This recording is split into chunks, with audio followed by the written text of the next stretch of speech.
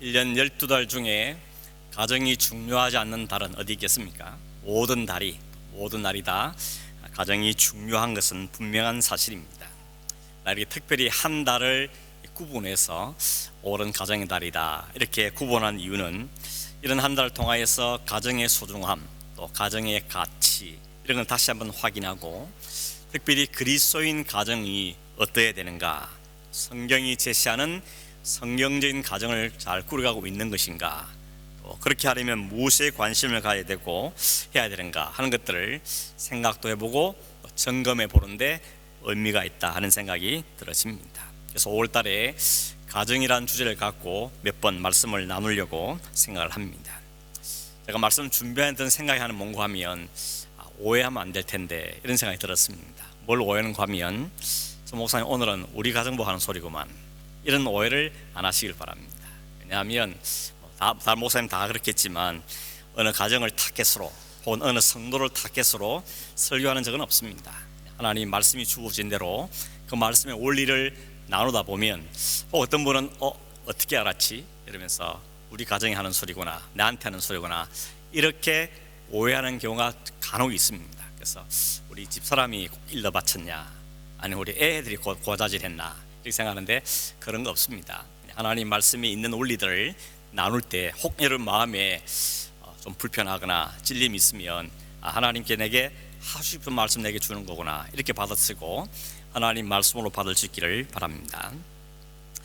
이런 이야기를 제가 들은 적이 있습니다. 한 7, 8년 전에 미국의 한 남자분이 길을 가다 보니까 게레지 세일 이렇게 붙이는 걸 봤습니다. 그래서 저 안에 뭐가 있나 싶어서 궁금해가지고 들어가 본 겁니다. 들어갔더니 여러 가지 물건들이 막 놓여 있는데 별로 눈에 들어오는 게 없고 딱 한 가지가 눈에 들어왔습니다. 이게 뭐냐면 그림을 이렇게 넣어놓는 액자 있죠. 프레임이 이렇게 파는 걸 보고는 그림 자체는 별로 마음에 안 들었는데 저거 가져다가 우리 집에 있는 그림 지금 넣어야 될 그림이 하나 있는데 저 액자에 넣으면 딱 맞겠구나 이런 생각이 든 겁니다. 그래서 얼마 주는가 하면 $2의 그 액자를 하나 샀습니다. 그리고 집에 가져온 거죠.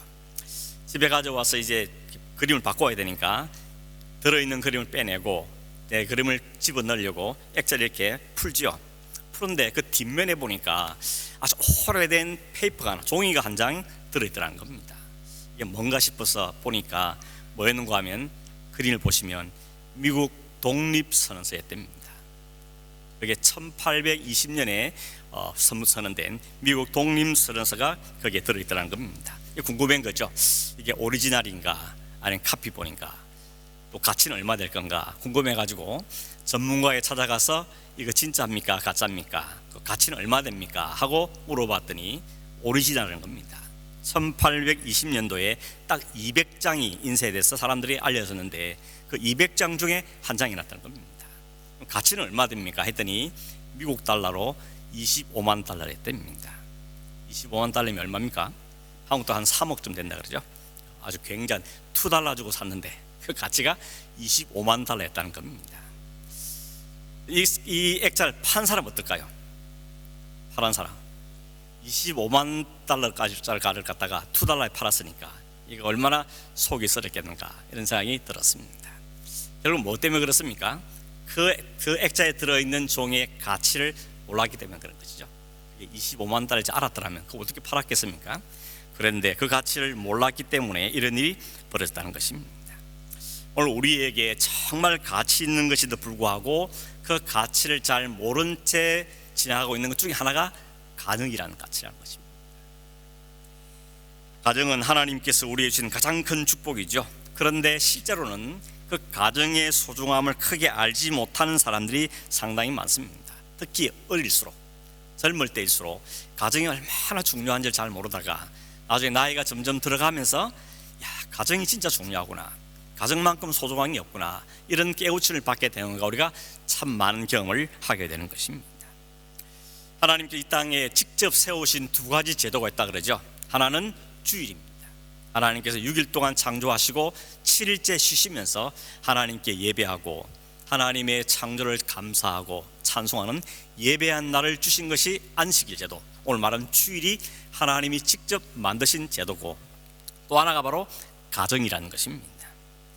여러분 창세기 1장에 보면 하나님께서 천지 만물을 창조하시는데 계속 반복되는 단어가 세 가지 있습니다. 공부하면 하나님이 말씀하시니 그대로 되니라, 보시기에 좋았더라. God said it was so, it was good. 이 단어가 계속 반복됩니다.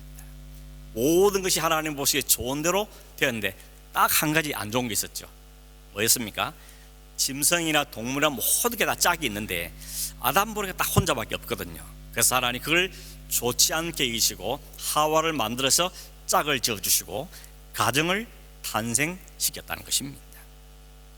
그러므로 이 땅의 모든 제도들이 사람들이 만들어내고 고안한 것이라면, 그러나 이 주일과 가정은 하나님께 직접 디자인해서 하나님 직접 만들어서 세운 제도가 바로 가정이라는 측면에서 모든 걸작품 중에서도 걸작품이 바로 가정이라는 것이죠. 그만큼 가정은 소중한 가치가 있다는 것을 우리에게 알려주고 있습니다. 문제는 뭡니까? 우리의 가정만 쳐다봐도 그렇게 하나님의 축복으로 신 가정이라 그러는데 이 가정 때문에 오히려 고통을 받는 사람들도 상당히 많은 것이 현실이라는 것입니다. 도대체 이게 어떻게 된 겁니까? 부부 간에 갈등이 있고 부모와 자녀 간에 다툼도 있고 형제 간에 심지어는 막 칼부림도 있고 이런 일들이 도대체 왜 일어나는가 하는 것입니다. 한국에서는 불이 나면 어디 전화합니까? 119 여기 전화하죠. 그런데 그 119에 전화하는 사람 중에 불이 나서 전화하는 사람도 있지만 집에 불이 나서 전화하는 사람도 많습니다. 부부싸움 때문에 부부싸움이 말려달라고 전화 오는 게 상당히 많다 그럽니다. 혹 아셨습니까 여러분? 저도 몰랐었는데 119가 부부싸움 말리는데 출동한 횟수가 1년에 자그마치 1393번이었다 뭐 이런 통계가 있는 걸 봤습니다. 불 꺼달라는 거죠. 부부간에 불이 붙었으니까 불 꺼달라고 한다는 것입니다.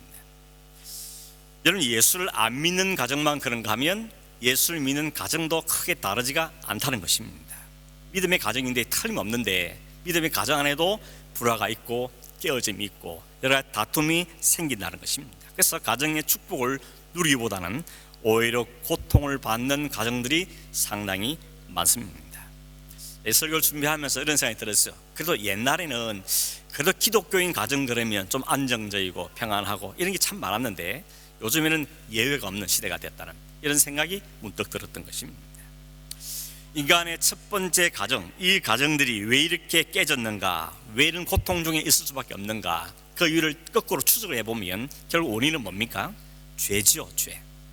아담과 하와 그 가정 가운데 죄가 들어오면서부터 가정이 깨어지기 시작합니다. 남편과 아내 가정이 깨어지고 형제와 생제가 서로 죽이는 깨어짐이 생기고 심지어는 하나님과 관계도 깨어지고 자연과도 관계도 깨어져 모든 깨어짐이 출발점이 가해보니까 죄라는 것이라는 것을 성경 우리에 분명하게 알려주고 있습니다. 하나님께서 왜 선악과 따먹었어? 라고 아담에게 물어봤더니 아담이 뭐라 그랬습니까? 여자가 주워 먹었다고. 내 탓 아니고 여자 탓이라고 이렇게 말하죠. 이 말을 듣는 여자가 화가 난 겁니다. 그래서 두고 보자. 그러면서 그 다음부터 반항을 하고 여자가 남성을 쥐어잡습니다. 오늘날 여러분 많은 가정에 아내에게 쥐어잡혀 사는 그런 남편이 많은 이유가 뭔가 아십니까? 처음에 그게 잘못됐기 때문에 그런 것입니다. 반역이 일어난 것이죠. 하나님께 주신 이 최고의 복인 가정의 복을 복으로 누리지 못하고 있는 세상이 되어가고 있다는 것입니다. 가정이 축복의 장소가 아니고 오히려 진절이 나는 고통스러운 가정으로 바뀌는 이런 가정의 위기가 오늘 시대에 너무 많이 팽배해 있는 것을 보게 되는 것입니다. 여러분, 여기까지가 아니고 하나님은 이것으로 그냥 두신 것이 아니고 하나님은 가만 계시지 않고 이 가정을 다시 회복시키려는 프로젝트를 가동하시는 것입니다. 그 출발점이 뭐였다 그랬습니까? 죄였죠. 죄가 가정을 깨트리고 남녀의 관계를 깨트리며 부모와 자녀의 관계를 깨트리기 때문에 결국 이걸 해결하기 위해서는 죄의 문제가 처리되지 않고는 올바른 회복이라는 게 있을 수 없다는 걸 하나님은 아시기 때문에 이 죄의 문제를 처리할 수 있는 프로젝트를 하나님이 계획하시고 이를 진행해 가셨던 것입니다. 하나님께서 우리에게 복으로 주셨던 모든 것이 죄로 인해 다 깨지고 망가졌지만 하나님은 그 아들 예수 그리스도 통하여서 이 모든 깨어진 관계를 다시 회복시키는 일들을 진행해 가셨다는 것입니다. 우리의 가정도 마찬가지입니다. 하나님은 우리의 과정을 회복시키는 것을 굉장히 관심을 가지고 계십니다. 놀라운 것은 예수님께서 첫 번째 행했던 기적이 뭐였습니까? 물이 포도주가 되는 거죠. 그게 어디서 났습니까? 결혼식에서, 혼인잔치에서 이런 일이 벌어진 걸 보면 하나님의 그 관심이 물 같은 인생들을 포도주 같은 인생으로 바뀌는 뿐만 아니라 깨어지고 그런 밍밍한 그런 가정들을 하나님의 복된 가정으로 만드시는 것이 얼마나 소중한지도 여기서도 엿볼 수가 있다는 것을 알게 되는 것입니다. 어떻게 이루어내셨습니까? 주님께서 십자가에 달리심으로 그 죄의 문제를 처리해 주심으로 이제 그 예수 안에 들어가면, 남편이 들어가고 아내가 들어가고 부모가 들어가고 자녀가 들어가면 그 예수 그리스도 안에서 다시 온전한 회복을 우리에게 이루어 주신다는 것입니다. 그러니 근본적으로 가정의 회복의 출발점은 결국은 우리 모두가 예수 안에 들어가는 것이라는 것입니다. 남편도 예수 안에, 아내도 예수 안에, 부모도 예수 안에, 자녀도 예수 안에, 그 안에 들어갈 때 그 예수 그리스도 안에서 하나로 회복과 온전한 하나됨이 일어나게 되는 사실을 우리에게 분명하게 말씀하고 있는 것입니다. 여러분, 실제로는 그런 일이 우리에게 잘 안 일어나고 있고 여전히 고통중에 있는 이유는 또 뭐겠습니까? 여지 우리 알긴 아는데, 우리가 다 믿음의 가정이긴 한데 그래도 여전히 가정 안에 문제가 많고 어려움이 많은 이유는 어디서 찾아야 됩니까? 다시 아담과 하와 가정을 다시 돌아가 보면 그 평안하고 축복의 가정이 왜 깨어졌습니까? 죄 때문이라 그렇습니다. 그런데 그 죄라는 것이 어디서 들어온 건가? 가만 보니까 그 죄를 설금이 들어온 사람 존재는 사탄이었습니다.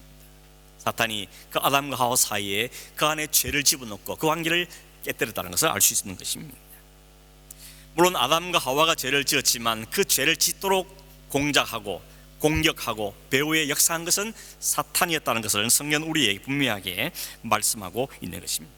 여러분, 사탄은 세 종류의 세 대상을 공격한다 그럽니다. 하나님의 나라, 하나님의 백성, 하나님의 가정, 이것을 공격한다 것입니다. 하나님 나라라는 것이 구약에는 이스라엘이었죠. 하나님의 백성이 신약에는 교회입니다. 그리고 하나님의 가정들을 사탄은 공격의 대상으로 삼고 있습니다. 왜 그런가 하면 하나님께 직접 대항했다는 박살났거든요. 그러니 이제 하나님의 사랑하는, 하나님의 관심, 하나님의 사랑의 대상인 그 공격 대상을 공격함으로 하나님께 대항하는 것이 사탄의 역사라는 것입니다. 제가 이 가정에 대한 설교를 하기 위해서 이곳저곳 성경 본문을 보다가 갑자기 이 오늘 본문 말씀을 큐티를 했습니다. 혼자서. 근데 이 말씀을 읽으면서 이 말씀이 오늘 하려는 말씀과 너무 딱 맞는 거예요. 그래서 제가 다른 본문 안 정하고 이 본문을 갖고 설교해야 되겠다 하는 마음을 품었습니다. 여러분, 민수기 말씀 우리가 지금 읽고 있는데 22, 23, 24장에 두 사람이 등장하죠. 중요한 인물. 하나는 발람, 하나는 발락입니다. 이름이 비슷하다고 형제가 아닙니다. 완전히 다른 사람들입니다. 발락이라는 사람은 모압 왕이고 발람은 점쟁이죠. 무당이라고 볼 수 있겠습니다.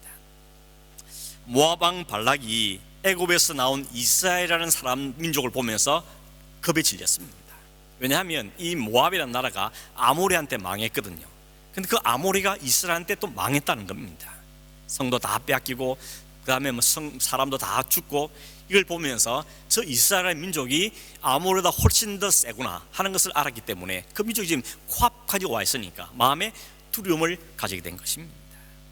이 두려움 어떻게 해결할까? 이 모압 왕이 머리를 많이 굴린 것 같죠. 그래서 그가 생각하는 꾀가 뭔가 하면 저 당시 아주 유명한 발람이라는 점쟁이가 있는데, 이 사람이 누굴 축복하면 축복이 그냥 가고 저주하면 그 사람이 저주를 받더라, 이 소문이 들려서 그 사람을 데려와야 되겠구나 하고는 저 먼 곳에 있는 발람을 데리고 옵니다. 처음에는 안 온다 그랬는데 더 많은 사람을 보내고 더 많은 재물을 보내고 또 모든 걸 약속 보장함을 통해서 그 발람이라는 선지자가 오게 된 것입니다. 그가 왔다는 소식을 듣고는 국경까지 나가서 그를 영접하고 최고의 대우를 주겠다고 약속을 하고 소와 양을 잡아서 아주 극진하게 대접을 했던 것입니다. 속셈이 있었기 때문이죠. 그리고는 그 이후에 이 발람을 데리고 이스라엘 그 진영이 다 보이는 그 바알의 산당의 꼭대기에 올라간 다음에 보여준 다음에 저 백성 저주해 달라고, 저 민족을 좀 저주해 달라고 부탁을 한 것입니다. 이것이 사탄이 하는 짓과 똑같은 짓인 것이죠. 하나님의 백성, 하나님의 가정, 하나님의 교회를 사탄은 저주해서 하나님의 관계를 머리 말고 저들이 하나님이 상처를 받게 만드는 것이 사탄이 지금도 하는 일이라는 것입니다. 그래서 오늘 가정들이 이런 사탄의 공격을 받아서 어려움을 겪고 있는 것입니다. 사실 여러분, 가정들마다 어려움이 겪지 않는 가정이 별로 없죠. 성도의 가정도 예외가 아닌 경우가 참으로 많습니다.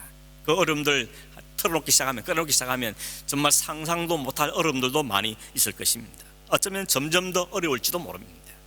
결혼식 할 때는 죽음이 갈라놓기 전에는 나누지 않겠습니다. 그렇게 결심하고 다짐했었지만 그 어느 틈인 사이인가 이 사탄이 이 가정을 깨뜨리십니다. 부모의 속을 썩이는 자녀들도 많고, 또 요즘 또 자녀 속 썩이는 부모도 많다가지고 이런 이야기도 있긴 합니다. 그래서 자녀를 위한 특별기도 하는데 이제는 또 부모를 위한 특별기도 하고, 하여튼 세상이 이상하게 돌아가고 있습니다. 그런데 그 원인이 어디서 출발했다는 겁니까? 사탄의 공격이 있겠습니다. 사탄이 나라를 공격하고 교회를 공격하고 가정을 공격하고 있다는 것입니다. 여러분, 그렇기 때문에 우리 모든 가정을 회파하고 무너뜨리는 근본적인 원인이 사탄의 공격에 있다 하는 것을 우리가 분명히 진단을 잘 하셔야 되는 것입니다. 사탄이 이렇게 우리 가정을 공격하고 있구나, 사탄이 우리 아이들을 이렇게 공격하고 있구나, 사탄이 우리 속에 이렇게 지금 공격하고 있구나 하는 것을 눈치를 잘 채셔야 돼요. 영적인 분별력을 가져야 된다는 것입니다. 여러분, 병이 들면 그 병이 뭔지 진단이 제대로 돼야 처방을 잘 할 수 있죠. 약을 쓰든지 수술을 하든지 제대로 된 처방을 할 수 있는데, 원인을 모르는 상태에서는 그냥 죽어갈 수밖에 없다는 것입니다. 여러분, 이 모든 가정을 깨뜨리는 배후에는 사탄의 공격이 있다 하는 사실을 우리는 영적으로 분명히 인식하고 인정을 해야 한다는 것입니다. 왜 그렇게 집요하게 고용하냐면 가정이 교회이기 때문에, 가정이 하나님의 나라의 축소판이기 때문에 사탄은 그 가정이 온전히 되는 것을 보기 싫은 것입니다. 그래서 모든 걸 끌어들여서 저주하고 가정이 깨어지기를 바라는 것이 바로 사탄의 공격이라는 것입니다. 어떤 사람은 이 최첨단 시대에 사탄은 뭐며 마귀는 뭐냐 이렇게 말할 분이 계실지 모르겠지만 성경이 그렇게 말씀하고 있죠. 베드로전서 5장 8절에 보니까 근신하라 깨어라, 너희 대적 마귀가 우는 사자가 치두루 다니며 삼킬 자를 찾고 있다고 이야기합니다. 사탄은 지금도 삼킬 자를 찾고 다니고 있는 말합니다. 그게 그리스도인이든 아니든 상관없이 누구든지 찾고 다니고 있다고 분명하게 말씀하고 있는 것입니다. 우리가 눈에 딱 안 보이니까 거기에 좀 긴장감이 적고 혹은 무심하게 지나가거나 혹은 엉뚱한 것을 원인을 찾으려고 애를 쓰지만, 성경은 우리에게 분명하게 영적인 존재가 있다는 사실을 이야기하고 있고 그 대상에 대해서 긴장감을 가질 것을 말씀하시죠. 그래서 에베소 6장 22절에 보니까 우리의 씨름은 혈과 육을 상대하는 것이 아니요 통치자들과 권세들과 이 어둠의 권세 주관자들과 하늘에 있는 악의 영들을 상대하는 것이다. 분명한 영적인 공격의 대상이 있다는 사실을 우리에게 말씀하고 있는 것입니다. 오늘 눈에 보이는 가정의 문제들 안에는 가정을 무너뜨리려 하는 영적인 악한 세력이 있다는 것을 우리는 꼭 기억해야 되는 것입니다. 그리고 사탄의 공격은 아주 집요합니다. 끈질깁니다. 포기를 모릅니다. 이 영적인 싸움은 우리가 반드시 이겨야 될 싸움이죠. 우리가 전쟁이 아니라는 게 제일 좋긴 하겠지만, 만약에 전쟁이 일어났다면 어떻게 됩니까? 이겨야 되는 겁니다. 이기지 않으면 비참한 상태에 갈 수밖에 없습니다. 우리의 영적인 싸움이 없으면 너무 좋겠지만, 영적인 싸움이 있다면 이 싸움은 이겨야만 하는 것입니다. 어떻게 이겨야 우리가 영적인 비참한 상태에 가지가 않게 되어지는 것입니다. 가정을 허물고 무너뜨리는 사탄은 오늘도 여전히 온 세계 가운데 성도들 가정 가운데도 역사하고 있다는 사실을 다시 한번 기억해야 되는 것입니다. 여러분, 하나님 말씀은 오늘 우리에게 너무 두려워하지는 말라 그럽니다. 인정하되 그것 때문에 공포함이나 두려움에 빠지는 말라고 말씀하십니다. 왜냐하면 하나님이 가정의 주인이시기 때문에, 하나님이 가정을 만드셨고 디자인하셨고 그 가정의 주인이 되시기 때문에 반드시 최종 승리는 하나님께 가정에 안겨주실 것이라는 약속을 우리에게 하고 있다는 것입니다. 그래서 우리는 그 일을 하기 전에 해야 될 자세가 뭔가 하면, 우리의 가정을 허무는 영적인 공격이 있다는 것을 먼저 인식을 해야 되는 것입니다. 먼저 이것이 분별이 안 되면 우리는 자꾸 다른 사람을 탓하게 되는 것입니다. 남편 문제다, 아내 문제다, 자식 문제다, 부모 문제다, 형제 문제다. 자, 눈에 보이는 대상을 싸움의 대상으로 살려 그런데, 가정 안에 문제가 생기며 다툼이 생길 때 우리가 먼저 봐야 될 것은 이놈의 사탄이 어떻게 우리 가정을 깨뜨려 그러냐, 이런 영적인 분별을 갖고 자세히 살펴보는 게 너무너무 중요하다는 것입니다. 그걸 알게 될게 그 분별을 가지게 되면 그 사람의 기도의 방향이 달라지고 기도하는 내용과 목적이 달라지게 되는 것이죠. 그 사람을 미워하는 것이 그 사람을 미워하는 것이 아니고 그 배후에 있는 그 사탄을 무효하면서 그 사탄을 대적하고 하나님의 가정을 다시 온전케 되기 위해서 기도하는 자로 가게 되고 그 사람을 싫어하는 것이 오히려 불쌍히 여기는 마음이 우리 들어서 하나님 저 영혼도 좀 불쌍히 해달라는 이런 기도가 우리 안에 나올 수밖에 없게 되어지는 것입니다. 그런 측면에서 새로운 영적인 분별을 가진다는 것은 너무 중요하다는 것입니다. 뿐만 아니라 너무 두려워하지 말라는 것입니다. 사탄이 아무리 공격해도 하나님께서 돌보시는 가정, 하나님 그 가정의 주인이 되시면 하나님이 그 가정을 지켜내신다는 것이 하나님의 우리의 분명한 약속이라는 것입니다. 그걸 오늘 성경 본문이 보여주고 있습니다. 오늘 본문에 보면 이 사실을 우리에게 증명해 주고 있습니다. 여러분 발락이 어떻게 했다 그랬습니까? 발람이라는 점쟁이를 불러다가 이스라엘을 저주하기 위해서 여러 차례 온갖 방법을 다 동원해서 시도하지만 결국 발락의 계획은 실패로 돌아오고 맙니다. 왜냐하면 하나님이 그 민족을 지키기 때문에 그렇습니다.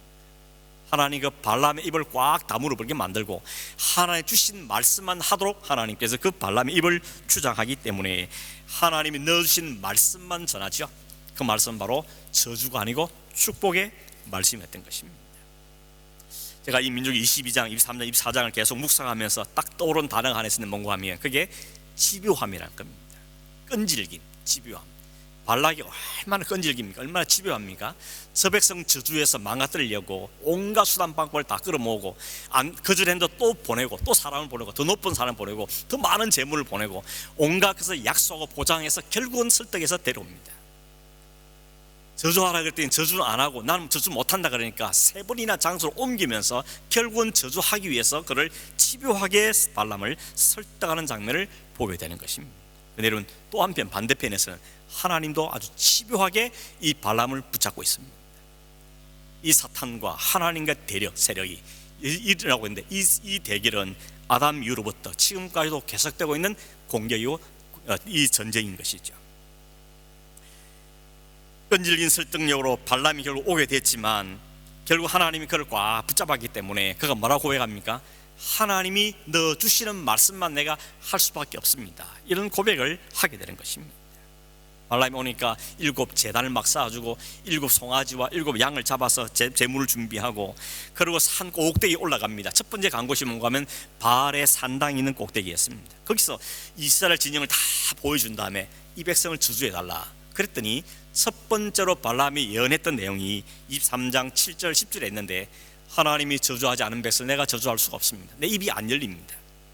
이 백성은 다른 민족과 달리 하나님이 딱 선택하는 하나님의 선택한 민족이기 때문에 하나님이 저를 붙잡고 있습니다. 하나님이 저들을 성장시키고 있습니다. 이런 고백밖에 못하게 됩니다. 발락이 이 말을 들은 다음에 비스가 산으로 다시 데리고 갑니다. 그러면서 거기 갔더니 이스라엘 전체 진영이 보이는 게 아니고 그 끝에만 살짝 보이더랍니다. 왜 그런가 하면 이 사람 생각한 거죠. 이스라엘 전체를 다 보여주었더니 이 발람이 기가 질려가지고 이 많은 백성을 저주했다가 어떤 일 당할지 모르니까 그렇게 했나 보다 싶어서 이제는 끝만 살짝 보여주면서 전민족을 저주하라고 그를 데리고 갔습니다. 그때 두 번째 발람이 예언했던 내용이 23장 18절 24절에 기록되어 있는데 3가지를 말합니다. 첫째, 이 백성의 하나님이 누군지를 이야기합니다. 하나님은 사람과 달리 거짓말할지 모르고 그 하나님은 후회할 줄도 모르고 그 하나님은 말씀하시는 반드시 실행하시는 분이시다 라고 하나님을 이야기합니다. 두 번째는 뭔가 하면 이 백성이 허물이 없거나 죄가 없는 건 아닌데 그래도 하나님 이 백성을 보호하는 이유는 뭔가 하면 하나님과 이 백성은 피로 맺은 언약 때문이라는 것입니다. 피로 맺은 언약이기 때문에 하나님 이 백성을 포기하지 못한다는 것입니다.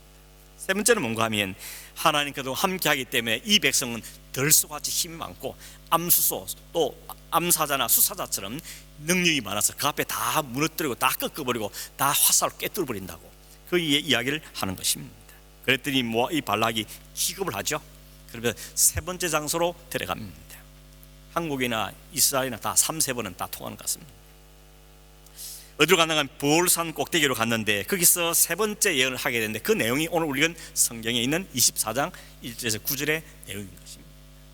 여러분 24장 1절에 다시 보시면 이렇게 말하죠. 발람이 자기가 이스라엘을 축복하는 것을 하나님께 좋게 여기시는 것을 보고 이제는 점수를 쓰지 않았다 그럽니다.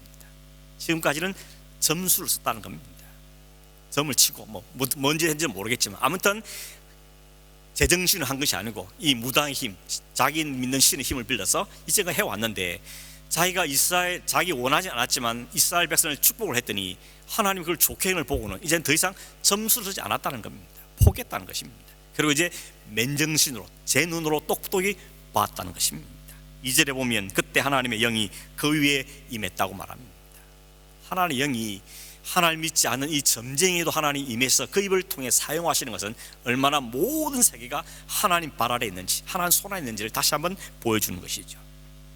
그렇게 하나님의 영이 받은 이 발람이 3절에서 9절에 보면 이스라엘 자손에서 예언한 내용이 기록되어 있습니다. 우선 여러분 3절 4절에 보면 발람이 참 기가 막힌 이야기를 합니다. 이렇게 말합니다. 이 말을 전한 나는 전에는 눈을 감았던 자였는데 지금은 하나님의 말씀을 듣는 자, 그리고 전능자의 환상을 보는 자, 눈을 뜬 자가 되어서 말한다, 이렇게 말하고 있습니다. 이게 하나님이 얼마나 놀랍게 역사하십니까? 우리가 봤지만 나기는 여호와의 사자를 봤는데 이 발람 보지도 못했는 그런 영적인 완전히 눈이 어두운 사람이 있는데 이제 한 번 두 번 거치면서 하나님과 눈을 떼어지니까 이제는 눈이 떼어져 가지고 보지 못하는 걸 보게 되다는 것을 이야기하고 있는 것입니다. 그렇게 본 게 뭐였습니까? 5절에 9절을 보니까 이 백성의 미래가 얼마나 창창한지, 얼마나 놀라운 것인지를 이 발람이 보게 된 것입니다. 여러분, 모압 왕 발락은 용한 점쟁이, 용한 무당을 불러와서 많은 복지를 주면서 하나님의 백성, 이스라엘 백성을 무너뜨리기 위해서 저주를 부탁했고 집요하게 일을 진행하고 있는데 하나님은 더 큰 열심으로, 더 큰 집요하심으로 이 저주를 축복으로 바꾸어 버렸다는 것입니다. 하나님께서 이 모든 저주를 바꾸어 내십니다. 발락이 장소를 3번이나 옮기면서 노력하고 했지만 하나님 그때까지 따라다니면서 오히려 하나님 영을 그에게 부어버려서 하나님 말씀을 그 입에 넣어주셨다는 것입니다. 영적인 싸움, 영적인 전쟁이 알게 모르게 이렇게 벌어지고 있었던 것입니다. 발락의 집요함, 하나님의 집요함은 오늘의 사탄의 집요함과 하나님의 열심을 보여주는 것입니다. 사탄은 지금도 하나님의 백성, 하나님의 교회, 하나님의 가정 여전히 무너뜨리기 위해서, 저주하기 위해서 온갖 수단과 방법을 다 동원해서 가정을 깨뜨리기 위해서 지금도 집요하게 물고 늘어지고 있습니다. 여러분, 하나님께서는 우리에게 말씀하시죠. 내가 세상 끝날까지 너희와 함께 할 거다. 주님께 아버지 하나님께서 약속할 뿐만 아니라 그 집에 십자가로 이를 완성할 뿐만 아니라 지금도 성령께서 우리 가정에, 우리 안에 거하시면서 이 가정을 지키고 보호하고 계시다고 우리에게 분명하게 말씀하고 있는 것입니다. 여러분, 누가 이깁니까? 누가 이기겠습니까? 최종 승리 누구에게 있습니까?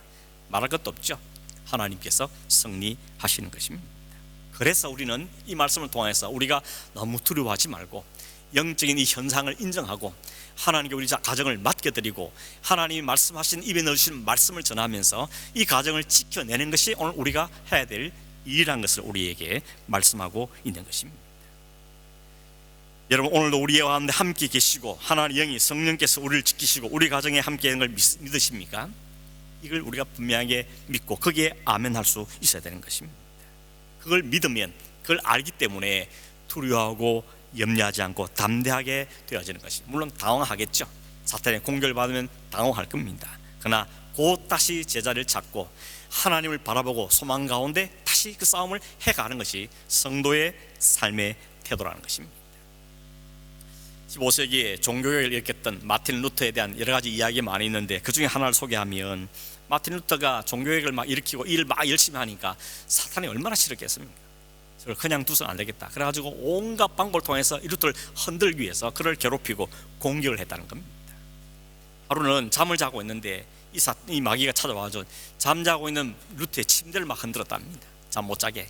자기는 왜 자냐 이놈아, 못 잔다 그러면서 막 흔들는 것이죠. 자다 보니 이상해가지고 루터가 눈을 떴더니 저 침상 끝에 마귀가 막 침대를 막 흔들고 있더라는 겁니다. 그 마귀를 본 루터가 한마디 딱 했답니다. 너냐? 그런 잤다는 겁니다. 루터의 마음속에 뭐가 있었던 겁니까? 이 일은 내가 내 마음대로 하는 것이고 하나님 내게 주신 사명이고 일을 하는데 하나님 나와 함께 하시기 때문에 네가 아무리 나 괴롭혀도 너 나 못 이겨. 내 안에 그 수가 있기 때문에 하나님의 능력이 있기 때문에 넌 나를 못 이긴다, 이거 하나님이 하신 일이다, 그런 마음을 갖고 두려워하지 않고 담대한 마음으로 너냐? 그럼 다시 잘 수 있었다는 것입니다. 오늘도 사탄은 하나님의 백성을 공격합니다. 온갖 달콤한 것으로 유혹하기도 하고 때로는 급박하기도 하고 협박하기도 합니다. 저주를 퍼붓기도 합니다. 그러나 하나님께서 이 백성을, 하나님의 백성을 지킨다고 말씀하고 있는 것입니다. 이유는 딱 하나입니다. 하나님이 피의 언약으로, 그리스도의 언약으로 산 하나님의 자녀요, 하나님의 백성이요, 하나님의 가정이기 때문에 하나님 그 가정을 허물어진 것을 보지 않는다고 우리에게 말씀하고 있는 것입니다. 여러분, 오늘 읽었던 이 3절의 9절에 보면 발람이 이스라엘 백성에 대해서 막 예언을 하는데 이것은 지금 당장의 이스라엘 모습은 아닙니다. 그렇죠? 그들은 여전히 광야에 있습니다. 오늘 아침에도 하늘에서 만나가 내려서 겨우 하루를 산 사람들입니다. 그런데 발람은 그의 눈이 열렸다 그랬죠. 하나님 영이 발람의 눈을 열어주심으로 이 민족이 어떻게 될 것을 하나님 미리 환상 중에 보여주신 겁니다. 이스라엘 미리 어때다 그랬습니까? 6절에 보니까 그들의 거처는 더 이상 메마른 광야가 아니고 물이 풍성한 강가라 그럽니다. 그리고 그들의 모습은 마치 3m, 7m까지 곧게 쭉 자라는 백항목이나 침향목과 같았다 그랬습니다. 10절에 그들의 물통이 물이 넘치고 씨는 많은 물가에 있었고 그들의 나라는 흥왕할 것이라고 이야기합니다. 8절에는 들소 같은 힘을 주실 것이고 사자와 같은 강함을 주셔서 그들 앞에 가는 모든 적들을 다 무찌로 이기는 것을 환상 중에 이가 보았다는 겁니다. 이게 가나안 땅에 따라 그대로 이루어지고 있는 것이죠. 더군다나 9절에 말씀하기를 아브라함에게 처음 약속했던 것처럼 그들이 축복하면 그도 축을 받을 것이고 이들이 저주하면 저주를 받을 것이라고 하나님께서 복의 근원으로 이 민족을 삼겠다는 걸 보여주고 있는 것입니다. 이것이 하나님의 본심이라는 겁니다. 하나님의 마음이라는 겁니다. 하나님의 약속이라는 것이죠. 내일 본문에 나오지만 24장 15절 19절을 보면 발람이 마지막 예언을 합니다.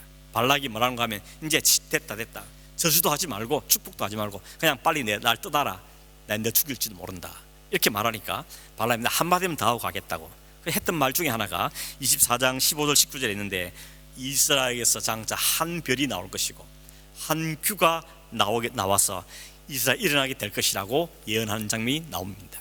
한 별, 그러면 누가 떠오르는가 하면 다윗을 말하죠. 장차 이스라엘의 별과 같은 다윗이 나와서 이 온 나라를 이끌어 갈 것이고 한 규이신 메시아가 나와서 이 나라를 이끌어가고 책임지며 통치할 것이다 하는 것까지 말하는 것입니다. 여러분, 놀라운 일이죠. 발람은 하나님의 선지자가 아니도 불구하고 하나님의 영이 그에게 임하니까 다 보한 겁니다. 그리고 그 입을 통하여서 하나님 하실 일을 그 사람들에게 선포를 하더라는 것입니다. 그러면 예수 그리스도 그분을 모신 가정을 하나님 어떻게 이끌어 가실지를 하나님이 이 발락을 통해서, 이 발람을 통해서 오늘 우리에게 보여주고 있는 것입니다. 첫째는 사탄이 못 넘어뜨린다는 겁니다. 사탄이 이길 수 없다는 것입니다. 집요하게 공격 계속해서 하겠지만 하나님이 이 가정을 돌볼 것이라고, 하나님은 이 민족을 돌보실 것이라고 우리에게 말씀하고 있는 것입니다. 발람이 그랬죠. 하나님은 사람과 같지 않아서 거짓말 안 하고 후회도 안 하신 분이고 말씀한 건 반드시 이루신 분이라고 이야기하고 있는 것입니다. 그러면 여러분, 우리는 오늘 우리가 분명히 확신할 것은 우리의 가정에 하나님이 주인이시라면, 하나님이 우리 가정의 왕이시라면, 그리고 그 하나님께 우리가 통치를 받기 시작한다면 하나님 우리를 끝까지 책임지신다는 것입니다.